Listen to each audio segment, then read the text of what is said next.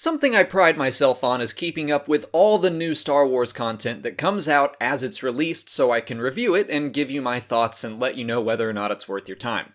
But there have been three major areas where I haven't done that: the Adventures in Wild Space series, the Join the Resistance series, and LEGO Star Wars The Freemaker Adventures. Well, today I can take the Freemaker Adventures off that list because I finally watched it.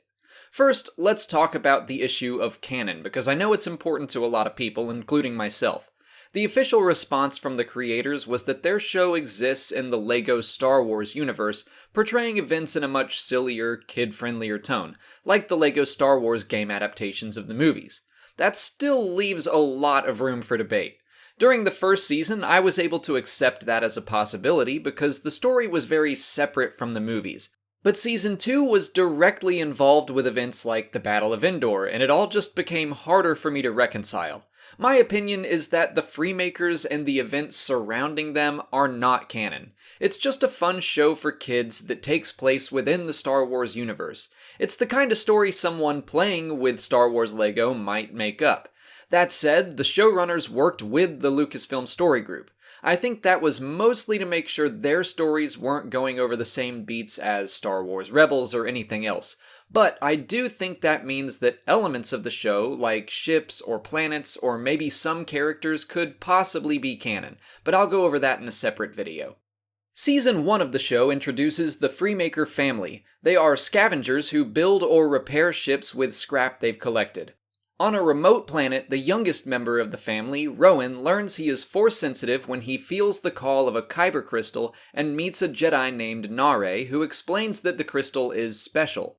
It was part of the first lightsaber called the Kyber Saber, a blade made completely of kyber crystal that was thought to be too powerful to wield, so it was destroyed and its pieces were scattered throughout the galaxy.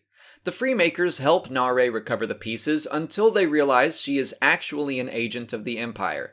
That twist was surprising. I was rolling my eyes at the survival of yet another Jedi, and then she turned out to be working with Palpatine, and I had no more complaints about her. Nare and the Freemakers have to race to build the Kyber Saber, and Rowan learns about the Force along the way. I like that he is naturally gifted in one aspect of the Force, and has to learn to focus his mind to grow stronger. As a kids show, it's very much about family, and I thought it actually had a lot to say about the effect love and support have on the Force. Of course, the Freemakers beat Nare, and they toss the Kyber Saber in lava so no one can use it to harm the galaxy. The second season has the Freemakers joining the Rebel Alliance working as mechanics. Rowan becomes a Force builder, which is basically like a master builder in the LEGO movie. They work to build a new kyber-powered ship called the Arrowhead while they're being hunted by a new agent of the Empire, a droid called MOC. The final episode culminates in the Battle of Endor, brings back the Kyber Saber, and shows us an untold story about the destruction of the second Death Star. I found the first season to be a lot more enjoyable than the second. I think its separation from the movies was an asset that helped me accept the story more. The second was just too directly involved, and I kept saying to myself, well, that didn't happen. If you're like me and you're going into this kind of wanting it to fit into the rest of the universe, you'll probably feel the same way. That said, I actually did enjoy the show overall. It made me laugh out loud at least once per episode. I happen to love the LEGO movie and the LEGO Batman movie. That style of humor just works for me. And the cast of the show is really great. Xander Freemaker really stood out to me in the main cast, but there were also a ton of guest stars that shine every time they're on. Dana Snyder as Graballa the Hutt was especially funny. Yvette Nicole Brown as Lieutenant Valeria. The Emperor was basically a more kid-friendly version of the character from Robot Chicken.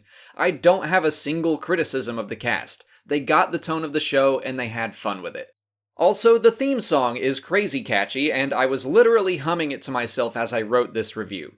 If you have really young kids and you want to introduce them to Star Wars, but you think they might be too young for the movies or even Rebels, this is perfect. You can watch it with them without any worries that it'll be too intense, and as long as you understand that it's not exactly going to fit in with other stories, you'll probably get a kick out of it too.